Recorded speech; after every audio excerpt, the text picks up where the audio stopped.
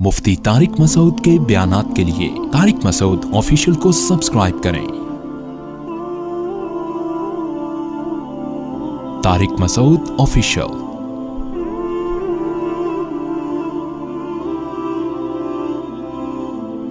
دیکھیں، پیغمبروں کا تھوڑا سا سلسلہ نسب کچھ پتا ہونا تو قرآن سمجھنے میں آسانی ہوتی ہے۔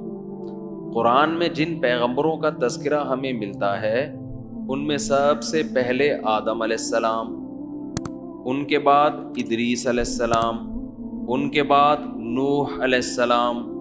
سمجھ رہے ہیں؟ یہ ترتیب یاد ہونی چاہیے آپ۔ نوح علیہ السلام بھی قدیم پیغمبر ہیں۔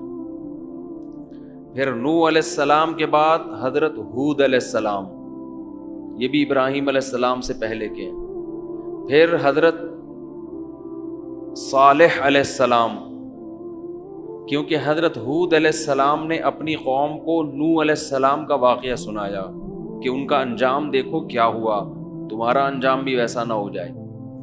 صالح علیہ السلام نے اپنی قوم کو ہود علیہ السلام کی قوم کا واقعہ سنایا۔ ہود علیہ السلام کی قوم کا نام تھا قوم عاد۔ سمجھتے ہو گی نہیں سمجھتے؟ وَإِلَىٰ عَادٍ أَخَاهُمْ هُودًا وَإِلَىٰ ثَمُودَ أَخَاهُمْ صَالِحًا۔ تو صالح علیہ السلام کی قوم کا نام تھا قوم سمود۔ قوم سمود سے پہلے قوم عاد، قوم عاد سے پہلے قوم نوح۔ یہ کھوپڑی میں نا یہ ترتیب بٹھا لیں، سمجھتے ہیں؟ ویسے تو بیچ میں اور بھی بہت سے پیغمبر آئے ہوں گے، لیکن قرآن جن کو اہتمام سے بیان کرتا ہے تو آدم علیہ السلام، پھر نوح علیہ السلام، ادریس علیہ السلام، نوح علیہ السلام کی قوم، پھر قوم عاد جن کی طرف حضرت ہود علیہ السلام کو بھیجا، پھر قوم سمود جن کی طرف صالح علیہ السلام کو بھیجا جنہوں نے پہاڑ سے اونٹنی نکال کے دکھائی تھی۔ پھر ان کے بعد جو قوم آئی ہے الی مدین، قوم مدین جن کی طرف شعیب علیہ السلام کو بھیجا، نہیں بلکہ یہ اس سے پہلے لوط علیہ السلام جو حضرت ابراہیم کے بھانجے تھے۔ تو حضرت ابراہیم علیہ السلام کا زمانہ یہاں سے شروع ہوتا ہے۔ دوبارہ یاد کرا دوں ترتیب۔ سب سے پہلے آدم علیہ السلام۔ اچھا، یہ تمام آسمانی کتابیں اس پر متفق ہیں، کیونکہ قوم عاد کا تذکرہ تورات میں بھی ہے، انجیل میں بھی ہے۔ قوم سمود کا تذکرہ تورات میں بھی ہے اور انجیل میں بھی ہے۔ تو یہ تمام واقعات پچھلی تمام آسمانی کتابوں میں ملتے ہیں۔ ان کو یہودی بھی مانتے ہیں، ان واقعات کو عیسائی بھی مانتے ہیں۔ تو حضرت آدم، پھر ادریس علیہ السلام کا ہمیں زیادہ تذکرہ نہیں ملتا، ان کی قوم کا کیا تھا، لیکن قدیم پیغمبر تھے۔ نوح علیہ السلام، ان کی قوم کو اللہ نے تباہ و برباد کیا، قدیم پیغمبر تھے، 950 سال تک تبلیغ کی ہے صرف انہوں نے۔ پھر نوح علیہ السلام کے بعد قوم عاد، بڑے مضبوط طاقتور لوگ تھے یہ بھی۔ قوم عاد کے بعد قوم سمود، یہ بھی بڑے مضبوط اور طاقتور قومیں تھیں۔ پھر ان کے بعد ابراہیم علیہ السلام کا زمانہ، اور ابراہیم علیہ السلام کا زمانہ ہمارے زمانے سے تقریباً 4000 سال کے لگ بھگ پرانا ہے۔ سمجھتے ہو؟ تقریباً 4000۔ وجہ اس کی اس سے پہلے کا نہیں پتا کون سا کتنا پرانا ہے، پھر وہ اندازے ہیں، کوئی پتہ نہیں ہے کتنا پرانا، پھر اندازے ہیں۔ لیکن ابراہیم علیہ السلام کا زمانہ تقریباً اسی کے لگ بھگ ہے، اس میں کچھ اوپر نیچے ہے، کیونکہ نبی صلی اللہ علیہ وسلم سے 2000 سال سے زیادہ کا عرصہ تھا ابراہیم علیہ السلام میں اور رسول اللہ صلی اللہ علیہ وسلم میں۔ تو حضرت ابراہیم علیہ السلام کا جب زمانہ تھا تو ان کے بھانجے تھے لوط علیہ السلام، تو قوم لوط، تو لوط علیہ السلام اور حضرت ابراہیم کا زمانہ ایک ہی ہے۔ ان کے بعد جو قوم آئی ہے قوم شعیب، جن کو مدین کہا جاتا ہے۔ مدین، شعیب علیہ السلام کو اللہ نے جس قوم کی طرف بھیجا وہ کیا کہلاتی ہے؟ مدین۔ وہ ناپ تول میں کمی کرنے کے عادی تھے۔ شعیب علیہ السلام کا زمانہ، اچھا ادھر ابراہیم علیہ السلام کے 2 بیٹے، ایک کا نام اسحاق اور ایک کا نام اسماعیل.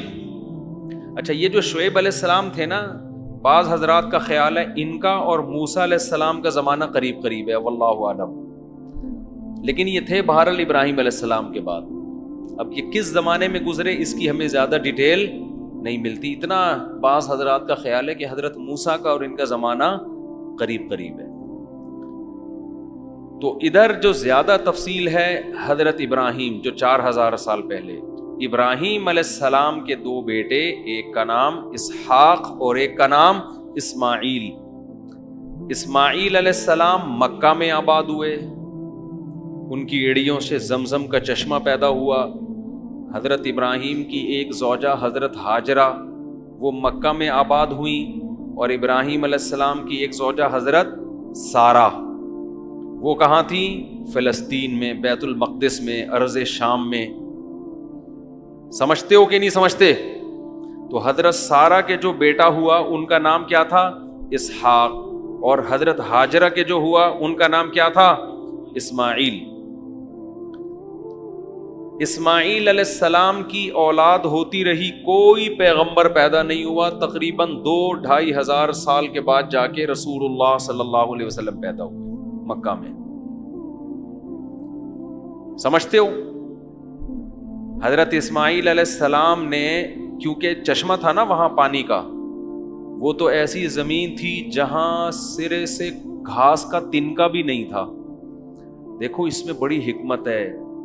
بیت اللہ ایسی جگہ بنایا گیا ہے کہ اسے دیکھ کے کوئی یہ نہ کہے کہ یہ انسانوں کی سلیکشن ہے.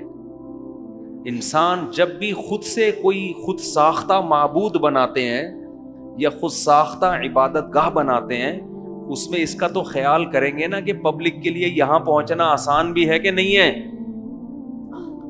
نہیں یاری بات. اس زمانے میں مکہ کی زمین آباد کوئی تھا ہی نہیں، نہ بندہ نہ بشر. اس زمانے میں جو آباد علاقے تھے یہ شام کی زمین سرسبز. ظاہر ہے انسان ایسی جگہ کا انتخاب کرے گا جہاں پانی ہو اور جہاں سبزہ ہو. ہمیشہ سے لوگ وہیں رہتے ہیں.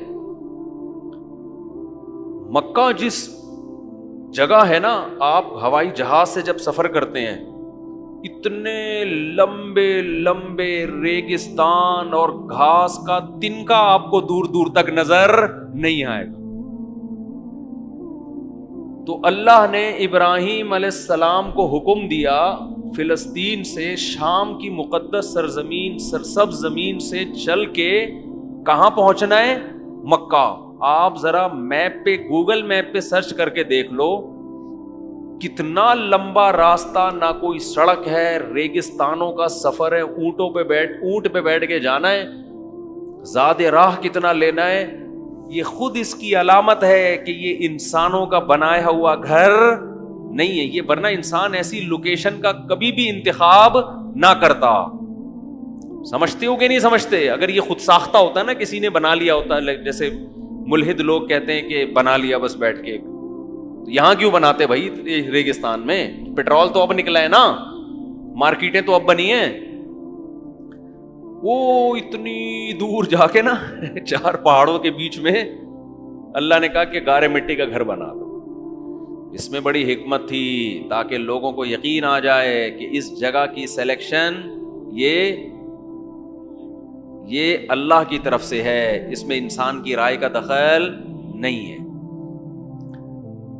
تو ابراہیم علیہ السلام حضرت ہاجرہ کو لے کے وہاں پہنچے، اور یہ بھی بڑی قربانی. وہ کہہ رہی ہیں مجھے ایسی جگہ کیوں لے کے جا رہے ہو ہیں بھائی، ایسی جگہ مجھے کیوں لے کے جا رہے ہو؟ صحیح بخاری کی حدیث ہے، جب پریشان ہوئی پھر پوچھا کہ بتاؤ اللہ کے حکم سے؟ انہوں نے کہا اللہ کے حکم سے. بس حضرت ابراہیم نے اتنا جواب دیا. حضرت ہاجرہ نے فرمایا اذا لا یضیعنا، پھر اللہ ہمیں ضائع نہیں کرے گا، پھر ضائع نہیں کرے گا. کتنی نیک زوجہ تھیں.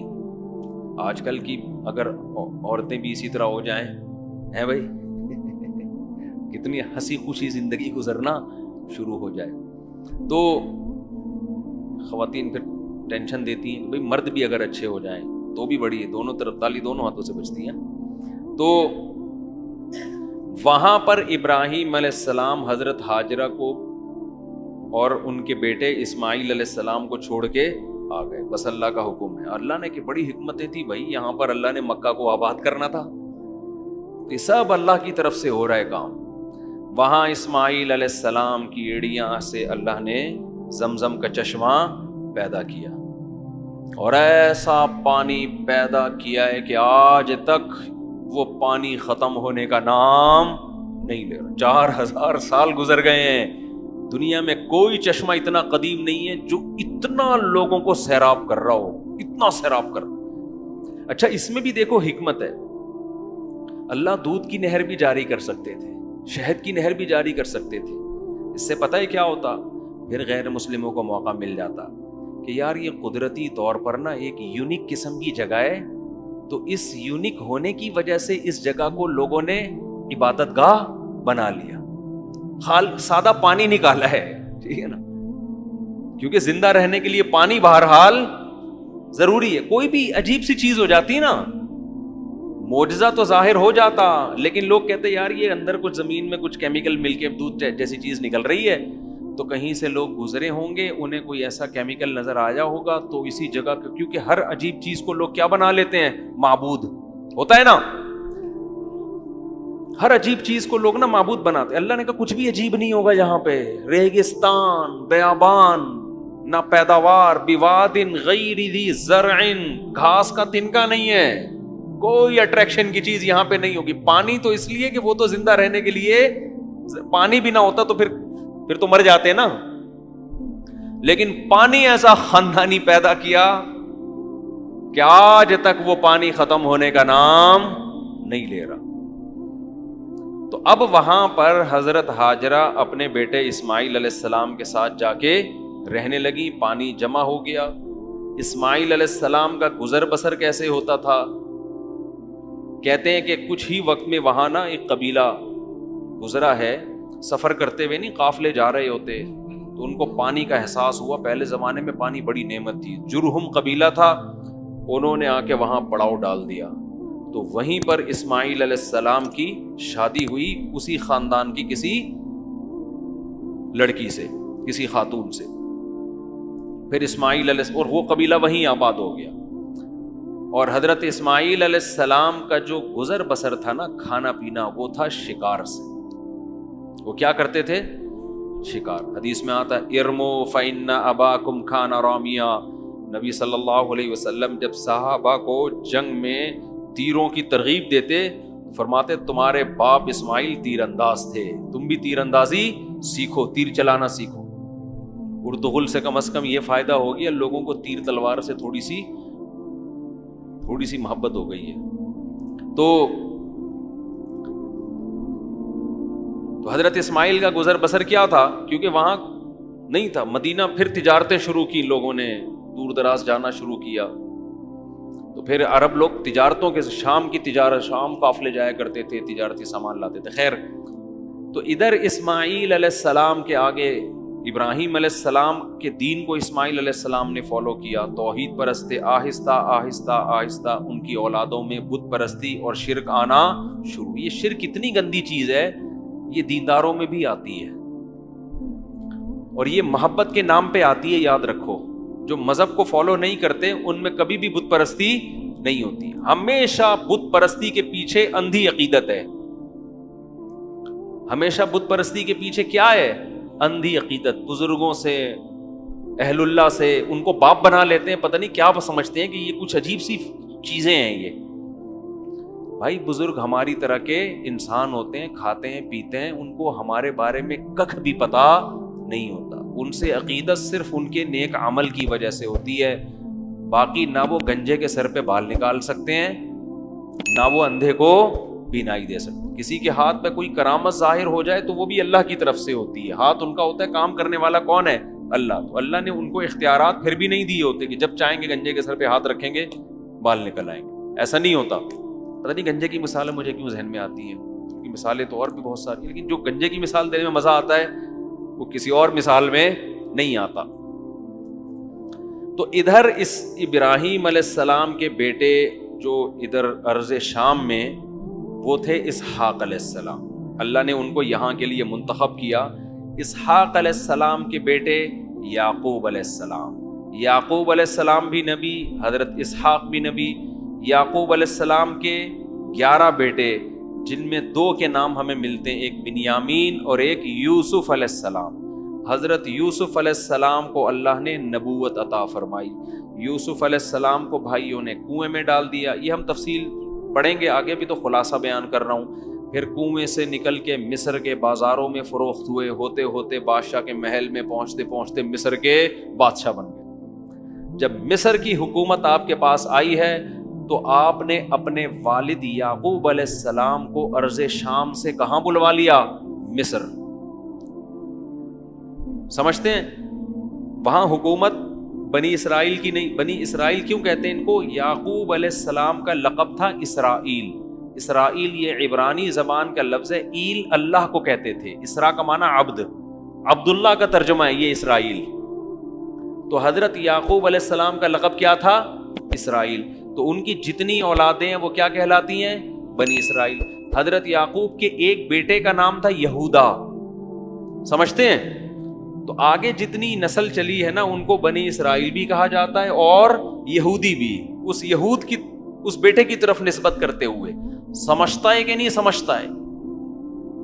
تو اب مصر کی حکومت آ گئی حضرت یوسف علیہ السلام کے پاس. تو یہ پورا قافلہ یعقوب علیہ السلام کی آل اولاد, بیٹے بیٹیاں, پوتے پوتیاں, بہویں, بہت بڑا خاندان تھا. یہ جو نحوست ہے 2 بچوں والی, یہ پیغمبر کبھی بھی اس منحوس نعرے کو پیغمبروں نے کبھی بھی فالو بولو نہیں کیا. یہ نعرہ لبرل لوگوں سے آیا ہے, ملحد لوگوں سے آیا ہے, اور اس کا عذاب کہ ان کے خاندان ختم, محبتیں ختم, خاندان سمٹ کے کتے بلیوں میں آ کے منحصر ہو گئے. کتے پالتے ہیں, یوٹیوب پہ دیکھ لو, بندر پالے ہوئے, ان کو پیمپر پہنائے ہوئے ہیں, یہ کام کر رہے ہیں وہ, بندروں سے دل بہلا رہے ہیں. اب تو جاتے ہیں گھر میں بچے ایسی پیاری پیاری باتیں کر رہے ہوتے ہیں. آج میں نے روزہ رکھا ہے, چڑیا والا روزہ. میں نے کہا یہ چڑیا والا روزہ کیا ہے؟ چھوٹی بچی تھی میری, مجھے کہنے لگی کہ چڑیا کا روزہ ہے. یہ کون سا؟ کہہ رہی 6 بجے سے لے کے 9 بجے تک کا ہے, پھر 9 بجے سے لے کے 12 بجے تک کا ہے. 3 گھنٹے کے روزے چل رہے ہیں بچوں کے, انجوائے کر رہے ہیں رمضان. انگریزوں کے ہاں بندر ملیں گے آپ کو, کتے ملیں گے, ان سے دل بہلا رہے ہوتے ہیں. انسان جب مارکیٹ سے شارٹ ہوگا تو گھروں میں کتے بندر آئیں گے. ٹھیک ہے, بندر بھی بڑا اچھا لگتا ہے پالنے میں, کتے بھی اچھے ہوتے ہیں, بلیاں بھی. انسانوں سے زیادہ, اپنی بچوں سے زیادہ میرے بھائی کوئی بھی اٹریکٹیو بولو نہیں. مجھے لوگ بتا رہے ہوتے ہیں بندر پالے نہیں, کتنے کیوٹ کیوٹ سے بندر, کتنی پیاری پیاری بلیاں. او بھائی اپنی اولاد سے کمپیئر کرو. یہ کام ان لوگوں کے ہیں جن کے ہاں اولادیں نہیں ہیں. اپنی اولاد کو پال, وہ بڑھاپے میں تمہارا سہارے. بندر کیا کرے گا؟ یہ تو زرداری کی تقریروں پہ ہنسے گا اور تھوڑی کوئی کام ہے. زرداری جب تقریر کریں گے نا کہ میں غربت کا خاتمہ چاہتا ہوں, مجھے غریب کو دیکھ کے ترس آتا ہے, تو بندر ہنسنے کے کام آئے گا, میم بنانے کے کام آئے گا. اس کے علاوہ تھوڑی کچھ ہوگا اس کو. تو خیر, تو یعقوب علیہ السلام کا بہت بڑا خاندان ہو گیا تھا, کیونکہ آپ نے بھی کثرت سے نکاح کیا. یعقوب علیہ السلام نے ایک بیوی سے حضرت یوسف علیہ السلام بنیامین پیدا ہوئے, دوسری زوجہ سے دوسرے, اور اس کے بعد بھی آپ نے نکاح کیے. یہ پورے بیٹے بیٹیاں, بہویں, داماد, پورے خاندان کو لے کر آپ کہاں شفٹ ہو گئے؟ مصر میں. لیکن بہرحال مصر میں آپ اقلیت میں تھے, کیونکہ وہاں پہلے سے ایک بہت بڑی ریاست قائم تھی جو غیر مسلم تھی. یوسف علیہ السلام کے ہاتھ میں جب حکومت آئی ہے تو انہوں نے دین کی تبلیغ کی. وہاں بالآخر دین کافی حد تک پھیلتا چلا گیا, لیکن تھے بہرحال مینورٹی میں. بالآخر یوسف علیہ السلام کے انتقال کے بعد کچھ وقت اچھے لوگ آئے, آتے آتے پھر دوبارہ برے بادشاہ مسلط ہونا شروع. قوم پرستی. مصر کے ہر بادشاہ کو فرعون کہا جاتا تھا, سمجھ لیں, یہ لقب تھا مصر کے بادشاہ کا. کیا کہا جاتا تھا؟ فرعون. تو ان کو نا یہ قوم پرستی دنیا میں ہمیشہ سے ایک ایسا گندا نعرہ ہے جس نے انسانوں کو برباد کیا. یہ ہمارے کنٹری کا نہیں ہے, یہ ہمارے ملک کا نہیں ہے, یہ ہماری قوم کا نہیں ہے, یہ پٹھان ہے, یہ پنجابی ہے, یہ مہاجر ہے, یہ سرائکی. یہ ایک بدبو. حدیث میں پتہ ہے ان نعروں کو کیا کہا گیا؟ یہ منتنا. منتنا کہتے ہیں جو مردہ گدھا نہیں پڑا ہوا ہوتا, یہ مردہ بکری کا بچہ. کیسی گھن آ رہی ہوتی ہے, تو آپ صلی اللہ علیہ وسلم نے قوم پرستی کے ان نعروں کو کیا کہا ہے؟ بدبودار. آپ سعودی عرب میں جائیں، وہ آپ کو ٹیڑھی نظروں سے دیکھ رہے ہیں، غیر ملکی ہے. وہ کوئی ہمارے ملک میں آئے، ہم اس کو ٹیڑھی نظروں سے دیکھ رہے ہیں، کوئی اور ہے، یہ ہمارا نہیں ہے. یہ تو لکیریں تو ہم نے بنائی ہیں بھائی. کلکم من آدم، حدیث میں آتا ہے تم سب کس کی اولاد ہو؟ آدم کی. تو یہاں بھی یہی ہوا کہ وہ کہتے تھے یہ غیر قوم کے لوگ ہیں، یہ وہاں سے آئے ہوئے ہیں، ہمارے کنٹری میں آئے ہوئے ہیں، ہمارے باپ بنے ہوئے ہیں. صحیح ہے نا؟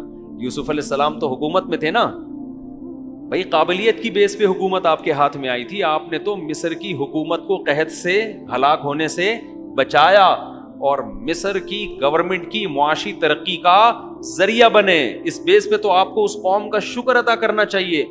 لیکن بالآخر قوم پرستی نے کیا کیا کہ بادشاہ مسلط ہوتے چلے گئے اور بنی اسرائیل کو غلام بناتے چلے گئے کہ یہ دوسرے قوم کے لوگ ہیں، ان سے بدترین سلوک کرو. آج بھی ایسا ہی ہوتا ہے دنیا میں. جو قوم اقلیت میں ہوتی ہے اس کے رائٹس ہی نہیں ہیں، ان کو لوگ غلام بنا دیتے ہیں، ظلم شروع کر دیتے ہیں ان کے اوپر. تو نتیجہ کیا نکلا کہ بالآخر بنی مصر میں فرعون مسلط ہوتے ہوتے ہوتے یہ جو فرعون ہے نا جس کا قرآن میں ذکر ہے، یہ مسلط ہوا تو اس نے تو ظلم کے پہاڑ توڑ دیے.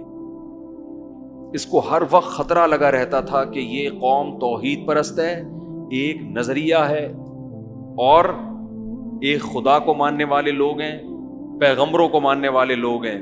یاد رکھو جو نظریاتی قوم ہوتی ہے لوگوں کو خطرہ ہمیشہ اس سے ہوتا ہے.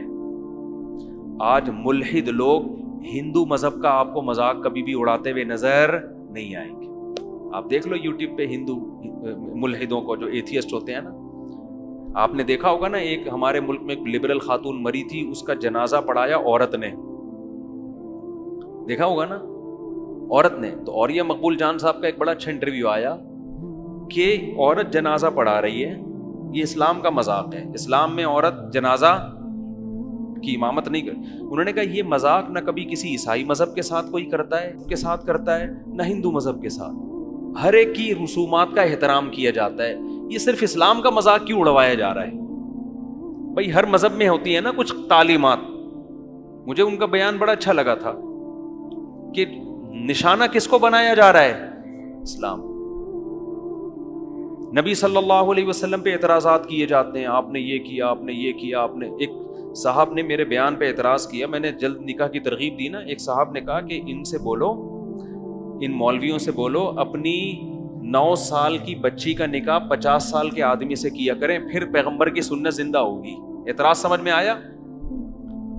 یہ جو کہتے ہیں نا جلد نکاحوں کی ترغیب، اس نے معاذ اللہ نقل کفر طنز کیا کہ تمہارے پیغمبر نے حضرت عائشہ سے نکاح کیا 6 سال میں، رخصتی ہوئی 9 سال میں. تو ان لوگوں سے بولو اپنی 9 سال کی بچیوں کا نکاح نا 50 سال کے آدمیوں سے کیا کرو، پھر ہم مانیں گے تم پیغمبر کی سنت پر عمل کر رہے ہو. اس کا جواب یہ ہے کہ اگر ہمیں کوئی 50 سال کے، ہم نبی کے دور میں ہوتے نا، اب تو نبوت کا دروازہ بند ہو گیا. کوئی سچا نبی ہو وہ 50 سال کا کیا 100 سال کا بھی ہوگا تو 9 سال کی بچی کا ہم فخر سے اس سے نکاح کریں گے، ہمیں اگر یقین ہوگا کہ یہ اللہ کے پیغمبر ہیں. اسلام میں یہ نہیں ہے کہ کوئی بھی 50 سال کا ہے تو اٹھا کے دے دو. بھائی ان کی قابلیت تو دیکھو، وہ کون ہے؟ اللہ کے پیغمبر. تو یقیناً اس سنت کو زندہ کریں گے، لیکن اللہ نے نبوت کا دروازہ بند کر دیا. ایک عیسائی عورت نے اعتراض کیا تھا، مجھ سے سوال پوچھا کہ اتنی کم عمر لڑکی سے نکاح کیا. میں نے کہا آپ بتاؤ، اگر عیسیٰ علیہ السلام جن کو آپ نبی مانتی ہو آج موجود ہوتے اور آپ کی عمر کم ہوتی، آپ ان سے نکاح کرتی؟ اس نے کہا فوراً کرتی. تو میں نے کہا جیسے آپ کو ان کے پیغمبر ہونے کا یقین ہے، ابو بکر کو محمد صلی اللہ علیہ وسلم کے پیغمبر ہونے کا یقین، حضرت عائشہ کو محمد صلی اللہ علیہ وسلم کے پیغمبر ہونے کا یقین. اور کیسی کامیاب زندگی گزری ہے، کس قدر ساری زندگی حضرت عائشہ نے فخر کیا ہے. تو اسلام میں یہ نہیں ہے کہ 9 سال یا 10 سال کی بچی کا کسی بھی 50 سال کے آدمی سے آپ نکاح کرتے ہیں. اگر اس کے اندر کوئی ایسی قابلیت ہے تو لوگ کرتے ہیں، آج بھی کرتے ہیں. مال دیکھ کے کر رہے ہوتے ہیں. آپ نے دیکھا نہیں ہے 70 سال کے بڈھے کروڑپتی ہوتے ہیں, پیسوں کی بیس پر کم عمر لڑکیوں سے شادی کر رہے ہوتے ہیں, اور وہ کم عمر لڑکیاں اس نکاح پہ خوش ہوتی ہیں, کہتی ہیں ہمیں کوئی بات نہیں, بڈھا ہے کوئی مسئلہ نہیں, پیسہ ملے گا.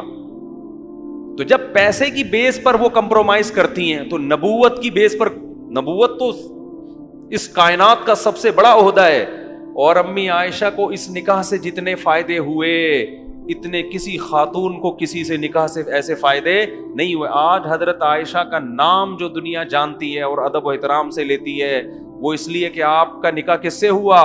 سید الانبیاء محمد صلی اللہ علیہ وسلم سے, اور آدھا علم آپ کے ذریعے امت تک پہنچا ہے.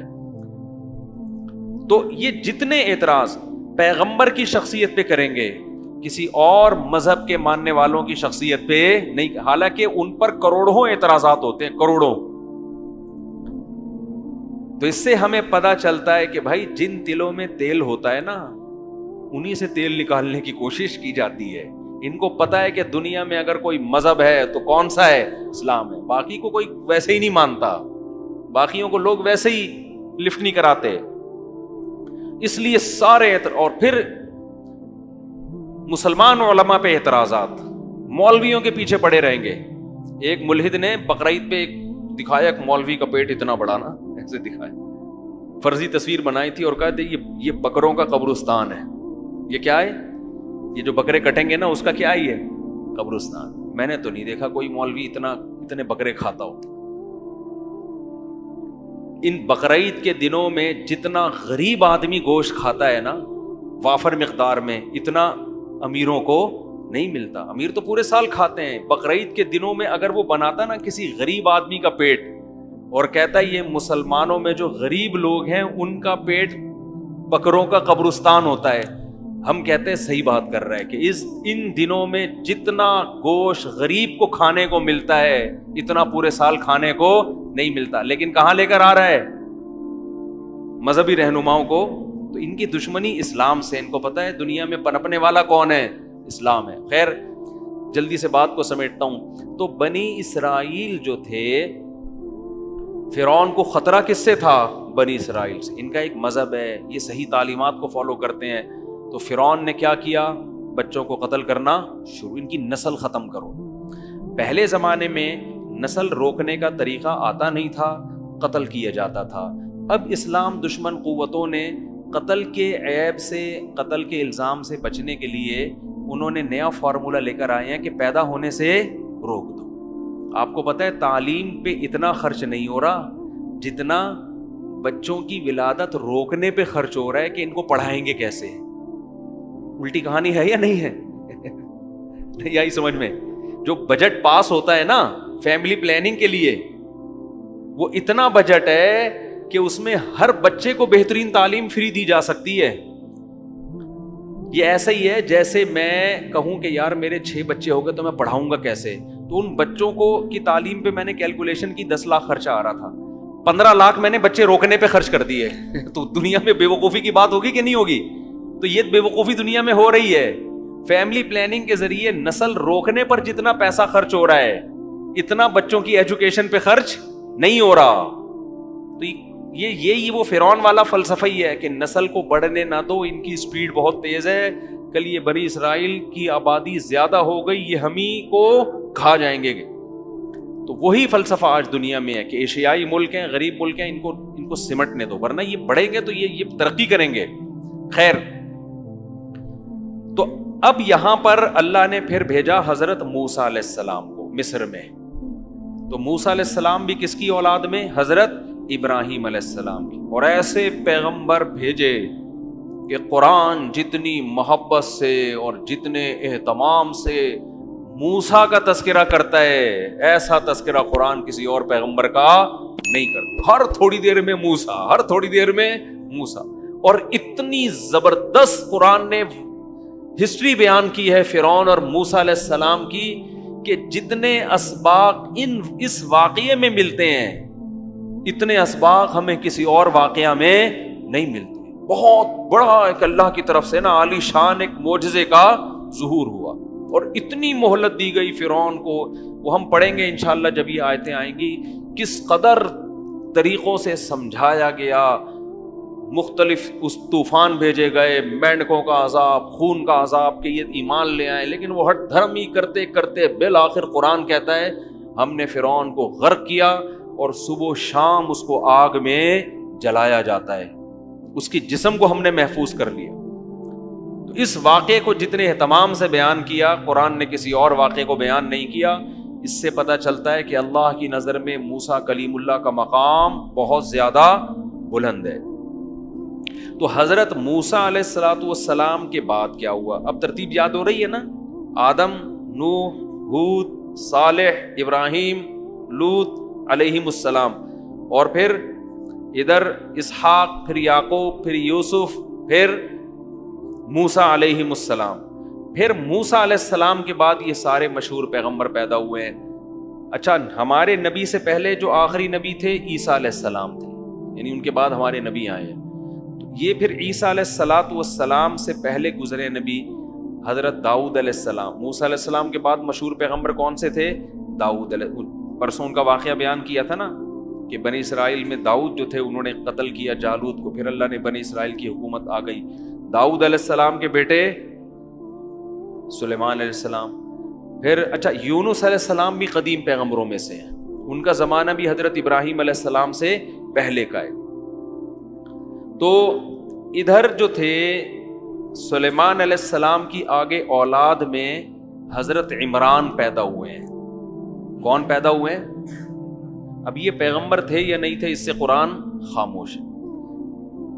تو حضرت عمران چونکہ انہی پیغمبروں کی اولادوں میں تھے، گھروں میں عبادت اور ظاہر ہے پیغمبروں کا خون تھا، تو اللہ نے حضرت عمران کو بیٹی دی جن کا نام کیا تھا؟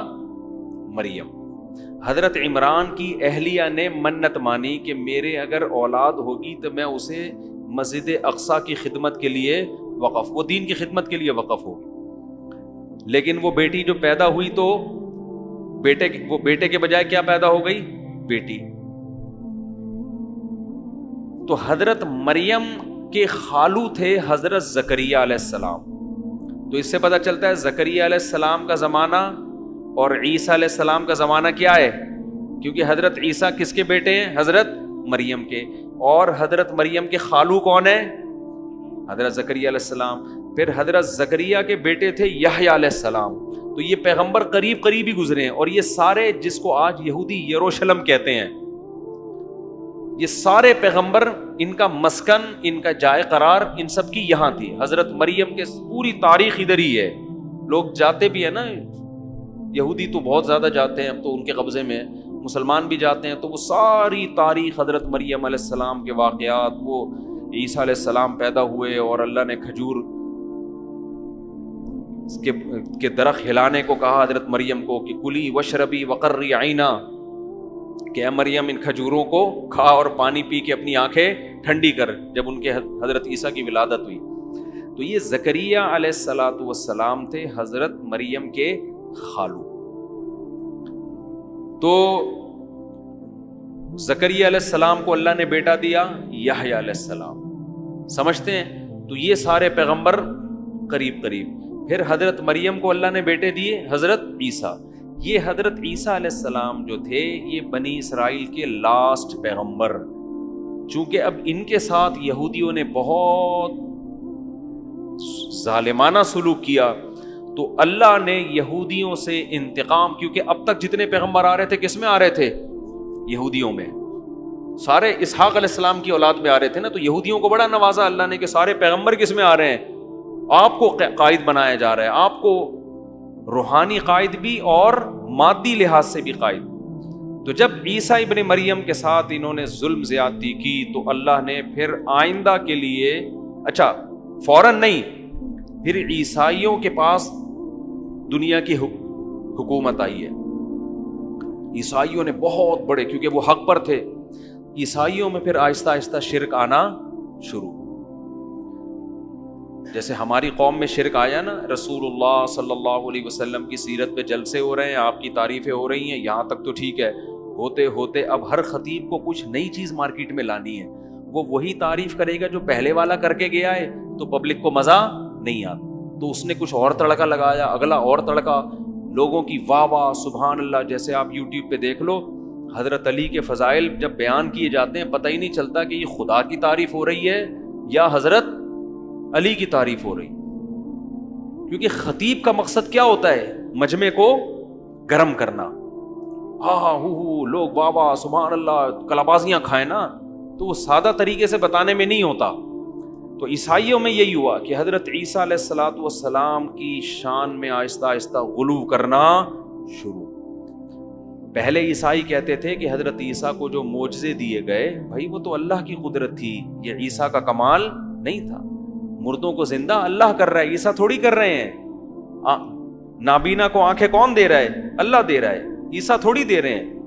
بغیر باپ کے پیدا ہو گئے تو کوئی بات نہیں, اللہ تو ماں اور باپ کے بغیر آدم کو پیدا کر دیا, تو ان کو بھی تو باپ کے بغیر پیدا کر سکتا ہے. شروع میں عیسائی صحیح ٹریک پر چلے ہیں, لہذا اللہ نے ان کو نوازا, ایسا نوازا کہ دنیا میں بڑی بڑی ریاستیں قائم ہوئی. کس کی؟ عیسائیوں کی. آج بھی عیسائی دنیا میں راج کر رہے ہیں حقیقت میں. دے پہلے تو مسلمانوں نے کیا, لیکن اب پھر کس کے ہاتھ میں آ گیا؟ لیکن اب مذہبی حکومت نہیں ہے ان کی, پہلے مذہب کی بیس پر انہوں نے دنیا کے بہت بڑے, کیونکہ اللہ نے ان کی مدد کی, لیکن آہستہ آہستہ پیغمبر کی شان کو حد سے بڑھاتے بڑھاتے بڑھاتے بالآخر یہاں پہ آ کے روکے کہ حضرت عیسیٰ کو اللہ کا بیٹا بنا ڈالا. اب جب ان پہ انگلیاں اٹھیں کہ اللہ تو کسی کو جانتا ہی نہیں ہے, تو انہوں نے اس کی ایسی تعویلات کی, نہیں بھائی اللہ کے جسم سے پیدا نہیں ہوئے. اچھا پھر تم ان کو مجازن بیٹا کہہ رہے ہو, جیسے محبت میں تو انسان اپنے باپ کو بھی بیٹا کہہ دیتا ہے نا, تو مجازن کہہ رہے ہو. مجازن تو کسی کو بھی کچھ بھی کہا جا سکتا ہے, پھر تو ہر پیغمبر کو کہہ سکتے ہیں. نہیں, پھر کہتے ہیں نہیں مجازن نہیں کہہ رہے ہم, حقیقتاً اللہ کے بیٹے ہیں. ارے حقیقت میں کیسے بیٹے ہو گئے جب اللہ کے جسم سے نکلے ہی نہیں ہیں؟ تو کیا معاذ اللہ اللہ کا جسم دو ٹکڑے ہوئے؟ نہیں نہیں نہیں ایسا نہیں. تو ایسا پھنسے ہیں نا, جب انسان غلط بات کرتا ہے ایسا پھنستا ہے کہ پھر وہ کہتے ہیں نا ایک جھوٹ چھپانے کے لیے کتنے جھوٹ بولنے پڑتے ہیں؟ 100 جھوٹ. پھر وہ تعویلہ, پھر کتابوں کی کتابیں, وقت برباد, اپنا بھی قوم کا بھی وقت. پھر حضرت مریم کیا ہے بھائی اگر یہ اللہ کے بیٹے ہیں؟ اب وہاں پریشان ہوئے. حضرت مریم تو اب معاذ اللہ, بعض لوگوں نے کہنا شروع کر دیا معاذ اللہ نقل کفر, وہ اللہ کی زوجہ ہیں. تو اتنے الٹے الٹے آج تک عیسائیوں سے یہ مسئلہ حل ہو کے نہیں دے رہا. تو جب یہاں تک معاملہ پہنچا ہے تو اللہ تعالیٰ نے بنی اسحاق کے ہاتھ سے جو خلافت تھی روحانی وہ چھین کر اللہ نے ابراہیم علیہ السلام کے جو دوسرے بیٹے تھے اسماعیل, ان کی اولاد میں ٹرانسفر کر دی کہ اب قیامت تک روحانی طور پر پیشوا کون ہوگا؟ اسماعیل کی اولاد محمد صلی اللہ علیہ وسلم.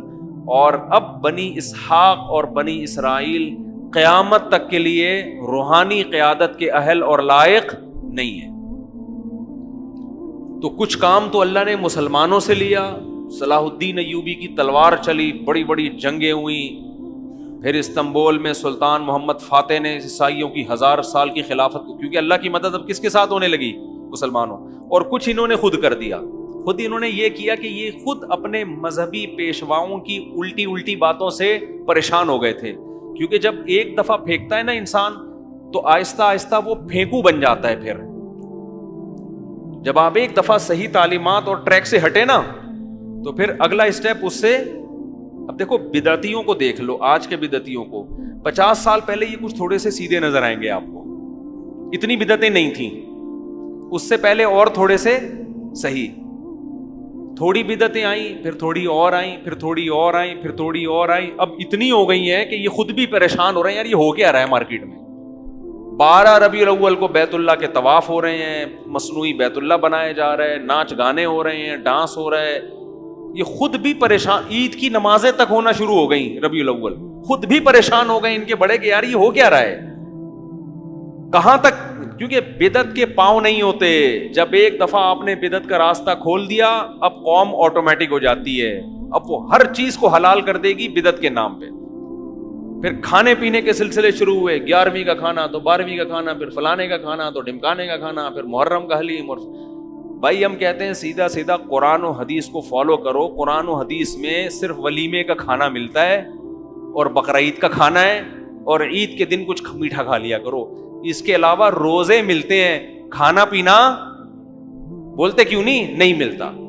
تو ہم اسی ٹریک پر ہیں الحمدللہ. تو آپ دیکھو نا, کبھی ہمیں ربیع الاول میں کوئی کھاتا ہوا نظر, ہم جیسے جتنا سفر میں کھاتے ہیں اتنا ہی ہم ربیع الاول میں بھی اتنا ہی کھاتے ہیں, جتنا ہم ربیع الاول میں کھاتے ہیں اتنا ہی ہم محرم میں بھی کھا رہے ہوتے ہیں. تو ہمارا تو حساب بہت سیدھا سادہ ہے, جو اللہ اس کے رسول نے کہہ دیا بس. صحابہ کو دیکھ لیتے ہیں, انہوں نے ربیع الاول میں کیا کیا, انہوں نے محرم میں کیا کیا. انہوں نے اگر کچھ کیا تو ہم کریں گے, نہیں کیا تو ہم بھی نہیں کریں گے. لیکن جب آپ اس ٹریک سے ہٹ گئے تو پھر میرے بھائی آپ بے لگام بڑھتے چلے جاؤ. تو اس امت میں بھی یہ کچھ ہوا ہے جو بنی اسرائیل میں ہوا تھا. تو وہ بھی ٹریک سے ہٹ گئے, اور ہٹتے ہٹتے اتنا کچھ پھر انہوں نے اجتہادات, ان میں بھی جناب پروفیسر غامدی صاحب جیسے لوگ پیدا ہوئے. ایکچولی کر کے نا دین کا بیڑا غرق. کل آپ کا پیپر ہے, ایکچولی کوئی مسئلہ نہیں, آپ آج رمضان کا روزہ چھوڑ دیں. ایکچولی کل کیا ہے, آپ کا پیپر ہے. تو چونکہ سفر میں روزہ چھوڑنے کی اجازت ہے, وہ بھی ٹینشن ہے, تو قوم کے مستقبل کے لیے روزہ چھوڑنے کی اجازت کیوں نہیں. اگر آپ فیل ہو گئے تو آپ جیسے درجنوں اور فیل ہو گئے تو ملک ہمارا ترقی میں کیا ہو جائے گا, پیچھے. لاجک تو ہے یار اس کی. تو ایسے نا لاجک کے لیے نس بھی تو ہونی چاہیے, دلیل بھی تو ہونی چاہیے. ہوتے ہوتے ہوتے ہوتے بالکل دین کا بیڑا. بولو, کورونا کے دنوں میں فتویٰ آیا تھا مارکیٹ میں کہ آپ انٹرنیٹ پر بھی اقتدا کر سکتے ہیں. اب تک تو مسلمان نماز پڑھ رہے ہیں, مسجد میں آئیں گے, ایک امام ہوگا, پیچھے اس کے ہاتھ باندھ کے کھڑے ہوئے ہوں گے. ٹیکنیکل اتنا کر دیا اسلام کو کہ امام صاحب الفلاحیہ میں نماز پڑھا رہے, آپ انٹرنیٹ پہ گھر میں کیا کر رہے ہیں. حالانکہ تمام فقہا کا اجماع ہے کہ اتحاد مکان ضروری ہے, جگہ ایک ہونی چاہیے امام اور مقتدی کی. صدیوں سے اجماع خود ایک دلیل ہے, قرآن سے ثابت ہے.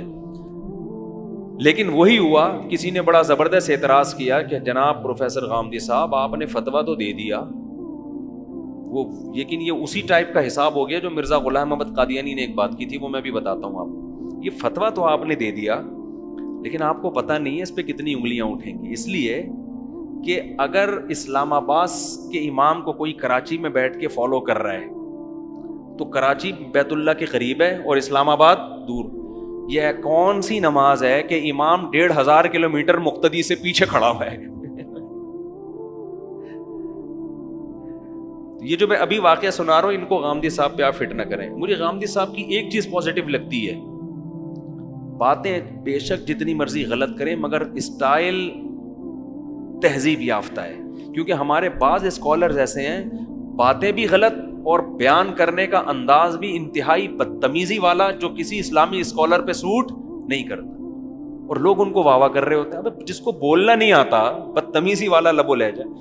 غامدی صاحب کی یہ کوالٹی ہے, اتنی غلط بات کر رہے ہوتے ہیں کہ سامنے والا نا وہ سلگ جاتا ہے.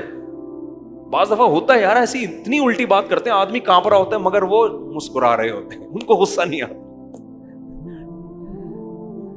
ان کو غصہ نہیں. یہ بہرحال ایک کوالٹی ہے یہ, اور یہ میں کہتا ہوں سب میں ہونی چاہیے. ڈیبیٹ کے وقت آپ پہ غصہ نہیں آنا چاہیے, دلائل کے انبار لگا دو لیکن غصہ نہ. یہ چیز غامدی صاحب سے یقیناً سیکھنے کی ہے. تو وہ ایک مرزا غلام احمد قادیانی, تھوڑا سا فریش بھی ہو جائیں گے نا آپ لوگ. مولانا عطا اللہ شاہ بخاری رحمۃ اللہ علیہ تھے غالباً, ان کا مناظرہ ہو رہا تھا کسی قادیانی کے ساتھ. یہ قادیانی جو ہے نا, مرزا غلام احمد قادیانی کو عیسیٰ علیہ السلام بھی مانتے ہیں کہ یہ وہی مسیح موعود ہیں. تو انہوں نے کہا کہ دیکھو حضرت عیسیٰ علیہ السلام کا تو معجزہ تھا کہ وہ ماں کی گود میں بولے تھے. تو اس نے کہا ہمارے جو حضرت تھے نا وہ ماں کے پیٹ میں بولے تھے.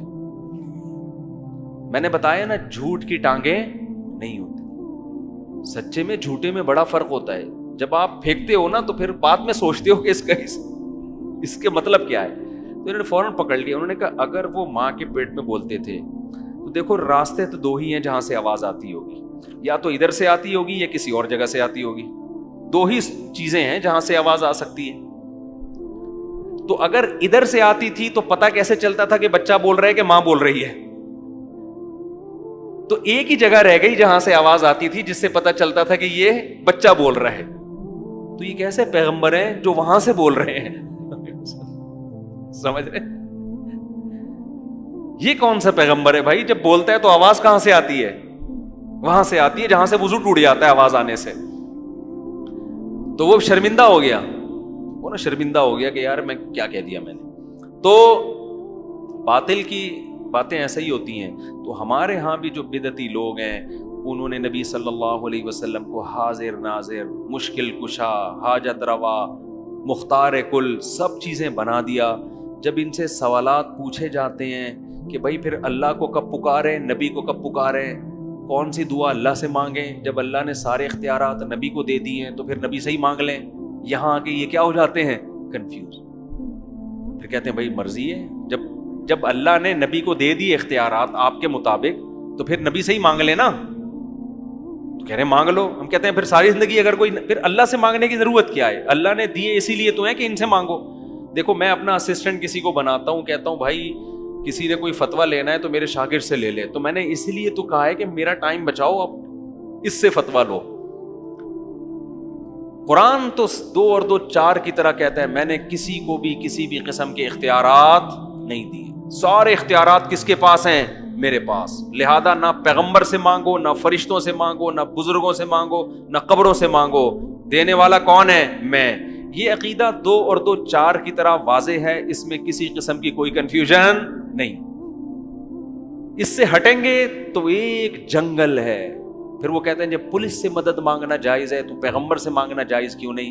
بھائی پولیس سے مدد اور طرح کی مانگی جاتی ہے، وہ اسباب کی دنیا میں مدد ہے. وہ ہم اسباب سے ہٹ کے مدد کی بات کر رہے ہیں. اسباب والی مدد تو میں آپ سے بھی پانی لے کر آؤ، یہ کرو وہ کرو، یہ تو اسباب سے ہٹ کے ایسی مدد جس کی لاجک نہیں ہے. اللہ کچھ کرنے میں کسی لاجک کا محتاج نہیں ہے. وہ سب کچھ زکریا علیہ السلام کو بڑھاپے میں اولاد دے سکتا ہے. اب زکریا علیہ السلام، کوئی آدمی بوڑھا ہو، بیوی بانجھ ہو، اور وہ کسی سے جا کے اولاد مانگے، وہ کافر ہو جائے گا.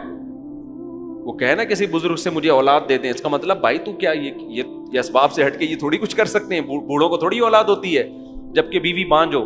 خیر، تو کہاں سے کہاں بات چلی گئی. تو اللہ نے عیسائیوں میں جب شرک آیا، پھر عیسائیوں نے اپنے مذہب کو بڑا تبدیل کیا.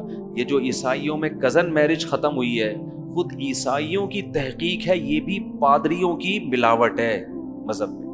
حضرت عیسیٰ کے دین میں کزن سے شادی کی بولو اجازت تھی.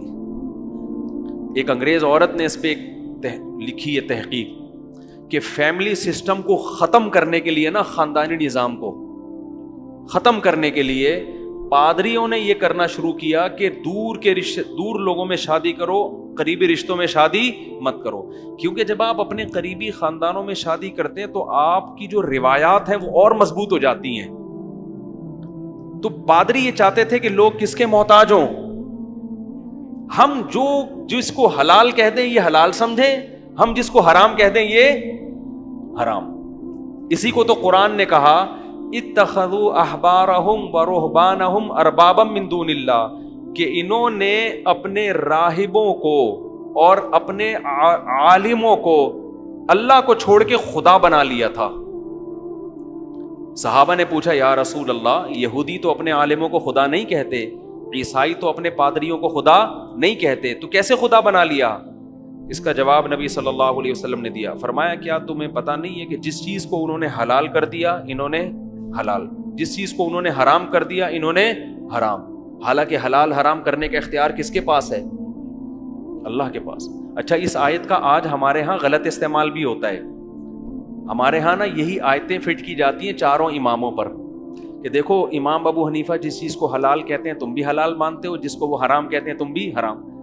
علماء جس کو حلال کہتے ہیں تم بھی، تو اس کا اختیار تم نے ان کو دے دیا تو تم نے ان کو کیا بنا لیا ہے؟ یہ آیت کی غلط تفسیر ہے. آیت کا مطلب یہ ہے کہ یہودیوں نے، عیسائیوں نے اپنے پادریوں کو یہ رائٹ دیا ہوا تھا کہ آپ شریعت میں چینجنگ کر سکتے ہیں. ان کا یہ نظریہ تھا، جبکہ ہمارا یہ نظریہ نہیں ہے کہ امام حنیفہ شریعت میں چینجنگ کر سکتے ہیں. حلال کو حلال بتانا الگ چیز ہے، حرام کو حرام بتانا یہ تو علماء کا کام ہے، وہی بتائیں گے. اور علماء عام آدمی سے زیادہ اچھا بتا سکتے ہیں. یہ جو لوگ کہتے ہیں نا کہ انہوں نے علماء کو خدا بنا لیا ہے، مجتہدین جس کو حلال کہہ دیں یہ حلال مان لیتے ہیں. بھائی وہ حلال بتاتے ہیں, کرتے نہیں ہیں. اگر امام ابو حنیفہ اللہ کے حرام کو حلال کر دیتے تو وہ امام ابو حنیفہ نہیں ہوتے, معاذ اللہ نقل کفر, وہ کافر ہوتے, اسلام سے خارج ہوتے ہماری رائے میں. ایک طرف آپ ان کو امام ابو حنیفہ بھی کہہ رہے ہو اور ان پہ یہودیوں والی آیتیں بھی فٹ کر رہے ہو, تو یہ سینس لیس ہونے کی دلیل ہے. یہ اس کی علامت ہے کہ جس کو یہ والی آیت کا مطلب سمجھ میں نہ آئے وہ باقی آیتوں کا مطلب ہمیں کیا سمجھائے گا. تو اس لیے ہم مجتہدین کو اپنا باپ بناتے ہیں کہ قرآن و سنت ہم ان سے سمجھیں گے, آپ سے نہیں سمجھیں گے. اور ظاہر ہے قرآن کہتا ہے فَاسْأَلُوا أَهْلَ الذِّكْرِ, اہل علم سے سمجھو. سمجھتے ہو؟ تو یہ آیت کا غلط استعمال بھی. دو انتہائیں ہیں نا, گمراہی دو انتہاؤں کو کہتے ہیں. ایک تو یہ جو یہودیوں نے کی کہ انہوں نے اپنے ائمہ کو اپنا خدا بنا لیا, ان کو رائٹ دے دیا, تبھی تو پادریوں نے اتنی تحریفات کی ہیں دین کے اندر, اتنی تحریفات کی ہیں. تو عیسائیوں کا عقیدہ تھا کہ پادری کر سکتا ہے, سارے پوپ مل کے چینجنگ کر سکتے ہیں. ہمارا یہ عقیدہ نہیں ہے, نہ امام حنیفہ ایسا کر سکتے ہیں نہ انہوں نے کیا ہے. اگر کیا ہے تو اسلام سے خارج ہیں. تو کسی عالم کو فالو کرنے میں یہ آیت فٹ نہیں کی جاتی. ہاں جب یہ آیت فٹ کی جائے گی جب آپ کو 100% یقین ہو کہ اس عالم سے غلطی ہوئی ہے, اس کے باوجود آپ اس عالم کو فالو کر رہے ہو. یقین سے کوئی دلیل لے کر آئے تو ایسی دلیل لوگوں کے پاس نہیں ہے, وہ اپنے مطلب کی دلیل لا رہے ہوتے ہیں, مخالف والے کی دلیل کو پی رہے ہوتے ہیں. اور اگر کہیں ایسا ہوا ہے امت نے دیکھا کہ امام حنیفہ سے کسی مسئلے میں خطا ہوئی ہے تو پھر امت نے فالو ہی نہیں کیا اس مسئلے میں امام حنیفہ کو. خیر جلدی سے بات کو سمیٹ کے ختم کروں میں. تو اللہ نے جب عیسائیوں میں شرک آیا تو اللہ نے یہ سارا سلسلہ کہاں منتقل کر دیا, سید الانبیاء محمد صلی اللہ علیہ وسلم. اور پھر یہ خوشخبری بھی سنا دی, یہ خوشخبری سنا دی کہ چونکہ آپ آخری پیغمبر ہیں, ایسی توحید کی آپ نے دعوت دی کہ آپ نے فرمایا نبی صلی اللہ علیہ وسلم نے کہ شیطان اب اس بات سے مایوس ہو گیا ہے کہ جزیرہ عرب میں اس کی عبادت ہو. شرک اب دنیا میں پھیل سکے گا, اس امت میں بھی آئے گا, لیکن جزیرہ عرب میں اب شرک بولو نہیں آئے گا. ایسی توحید آج بھی پورے جزیرہ عرب میں آپ کو عربوں میں درجنوں خامیاں نظر آئیں گی, شرک آپ کو عربوں میں نظر. قوالیاں دیکھی آپ نے کبھی سعودی عرب میں؟ کوئی مستنڈا دیکھا لمبے لمبے بالا میں منہ میں پان رکھا اور پدک رہا ہو بیٹھ کے اور شرکی اشعار پڑھ رہا ہو, کبھی دیکھا؟ عربوں پہ 10 قسم کے لوگ الزامات لگاتے ہیں, عرب یہ ہوتے ہیں, عرب وہ مجھے نہیں پتا ہوتے ہیں کہ نہیں ہوتے, لیکن شرک عربوں میں. اگر یہ قبر جو نبی صلی اللہ علیہ وسلم کا روضہ اطہر ہے فرض کرو پاکستان میں ہوتا, کیا محفوظ رہ سکتا تھا؟ سوال ہی پیدا نہیں ہوتا. شرک کا سب سے بڑا گڑھ بنا دیا ہوتا یہاں لوگوں نے. یہاں مزار پرستی ہے, یہاں قبر پرستی ہے, یہاں جن چڑیل بھوتیں بہت ہیں, یہاں پہ ہر دوسرا آدمی عامل بنا ہوا ہے. سعودی عرب میں کوئی روحانی علاج کی دکان کھول کے تو دکھائے, فوراً پولیس پکڑ کے اندر. وہ چیختا رہے کہ اس پہ قرآن و حدیث سے, وہ دفعہ ہو یہاں سے, بڑا آیا ٹوپی ڈرامہ. یہ سارے چورن روحانیت کے نام پہ یہاں بکتے ہیں. ایک عرب سے ایک پاکستانی خاتون آئی, سعودی عرب میں پیدا ہوئی, وہیں رہی, پاکستانی تھیں اصل میں, وہ یہاں آ گئیں. یہاں ان کی کسی عالم سے شادی ہو گئی. وہ کہہ رہی میرے تو عالم, اچھا صحیح العقیدہ عالم تھے, وہ توحید پرست. کہہ رہے ہیں یہ ہر وقت نظر اتارتے رہتے ہیں بیٹھ کے. یہ کبھی کہتے ہیں اس نے فلانے چڑیل جادو کر دیا, اس نے جن کر دیا, اس نے یہ کر دیا, کبھی وہاں سے تعویذ, کبھی وہاں سے تعویذ. کہہ رہے ہیں یہاں کے توحید پرستوں کا یہ حال ہے. میں نے ان سے کہا, میں نے کہا بہن آپ سعودی عرب سے آئی ہو, یہاں پر یہی ہے. ہاں کچھ لوگ بچے ہوئے ہیں, یہاں نیک لوگ بھی یہ کام کر رہے ہیں. ادھر سے تعویذ, ادھر سے فلیتا, ادھر سے پلیتا, ادھر سے ایک دھاگا یہاں ڈال دیا, ادھر سے ایک بغل میں گھسا دیا, ادھر سے کسی بزرگ کے پاس. ایک آدمی کہتا ہے میں شارجہ میں 15 سال رہا ہوں, ایک پٹھان دوست تھے, انہوں نے مجھے بتایا.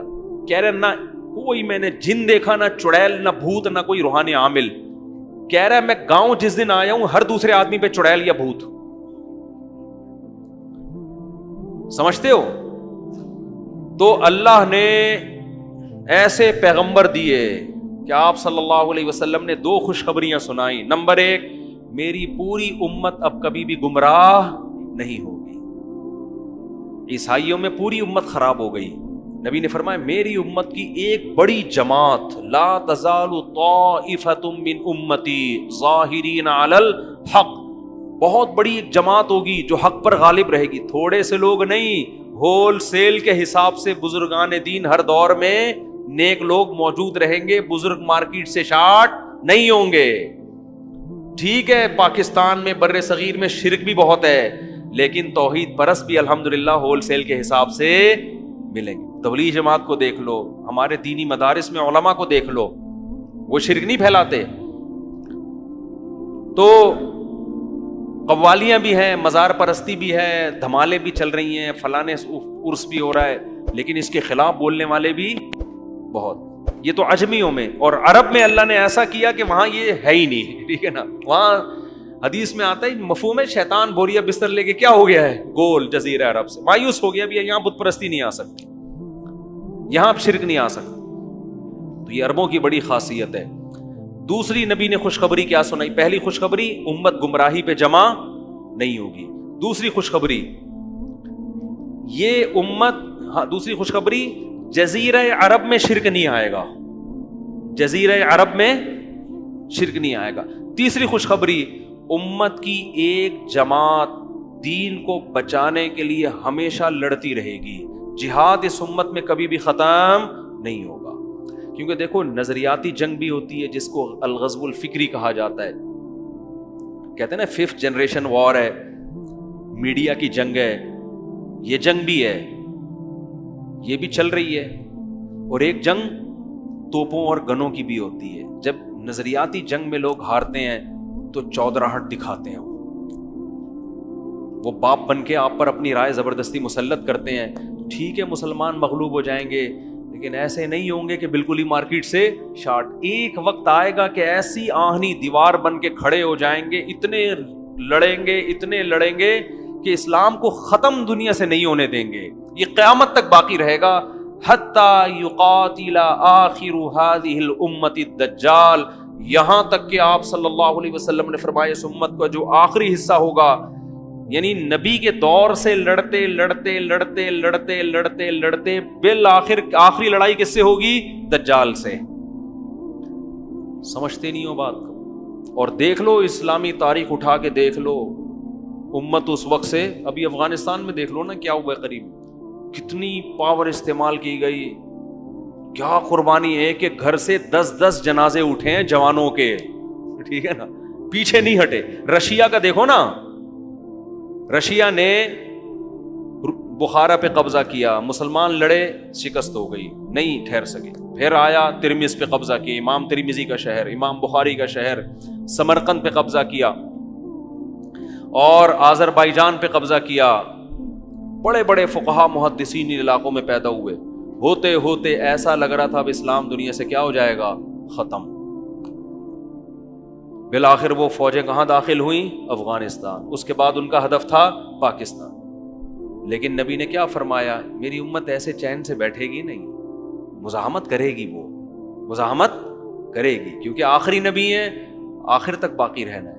کیا مزاحمت ہوئی ہے بھائی افغانستان میں. 16 لاکھ سے زیادہ انسانوں کا خون بہا ہے، اور اس سفید ریچھ کو، اس کے پاؤں کو اٹھا کے ایسا پیچھے دھکیلا ہے کہ اب جا کے رشیا کی معیشت کچھ بحال ہوئی ہے. اب بھی رشیا نے جب بدماشی دکھائی ہے تو افغانستان جیسے غریب ملک پہ نہیں، یوکرائن پہ حملہ کیا اس نے. ادھر نہیں آ رہا وہ. بھائی تیری معیشت خراب ہو گئی تو دوبارہ افغانستان میں آ، پھر کراچی میں گرم پانی پہ قبضہ کر، گوادر پہ قبضہ کر، دے دنادن تیرے جہاز آئیں گے اور تیرے ہی جہاز دنیا میں جائیں گے. ہونا تو یہ چاہیے تھا نا. اس نے کہا نہیں بھائی یہ میں افورڈ، ایکسکیوز می سر کائنڈلی، یہ میں افورڈ نہیں کر. کیونکہ درمیان میں ایک چیز آ رہی ہے. ٹھیک ہے، ایک انتہائی غریب ملک آ رہا ہے بیچ میں، جس کے پاس نہ کھانے کو روٹی، نہ پہننے کو کپڑا، نہ کوئی مضبوط آرمی، نہ کوئی ٹریننگ یافتہ فوج، نہ اس کے پاس ہوائی جہاز ہیں، نہ اس کے پاس ٹینک ہیں. پریشر کوکر سے تو بم بناتے ہیں بیچارے وہ. اور رشیا اتنی زبردست آرمی، لیکن رشیا کہہ رہا ہے کہ یہاں سے میں ٹاپ کے نہیں جا سکتا. سمجھتے ہو؟ تو نبی نے کیا فرمایا؟ تیسری خوشخبری، میری امت کا ایک گروہ ہمیشہ جہاد رہے گا، یہ جذبہ ختم نہیں ہوگا۔ کیوں؟ آخری نبی ہیں تو اب کوئی نیا نبی، عیسیٰ علیہ السلام آخری تھوڑی تھے۔ پوری عیسائیت جب شرک پھیل گیا، اللہ نے کہا تم سے امامت چھین کے کس کو دے رہا ہوں؟ تو نظریاتی طور پر بھی یہ امت، پوری امت گمراہ نہیں ہوگی۔ کچھ شرک پھیلے گا تو توحید پرست بھی ہوں گے، برائی آئے گی تو اچھائی بھی آئے گی۔ اور جزیرہ عرب میں تو شرک ہوگا ہی نہیں۔ بعض لوگ کہتے ہیں وہاں مندر کھولنے کے تو ہندوؤں کی اجازت دی ہے نا، مسلمان تھوڑی مندروں میں جائیں۔ بعض لوگ کہتے ہیں نا دبئی میں مندر کھل رہا ہے، تو ابے عرب تھوڑی مندروں میں جا رہے ہیں، عربوں میں شرک نہیں ہے۔ اور تیسری، اس امت میں جہاد ہمیشہ باقی رہے گا۔ تو آج اسی تمہید میں بیان لمبا ہو گیا، لیکن چلو تھوڑا سا پیغمبروں کا ایک خاکہ ذہن میں آ گیا، تاکہ ہم جب آگے واقعات آئیں گے تو انشاءاللہ وہ سمجھنے میں آسانی ہوگی۔ سبحانک اللہم و بحمدک، نشہد ان لا الہ الا انت، نستغفرک و نتوب الیک۔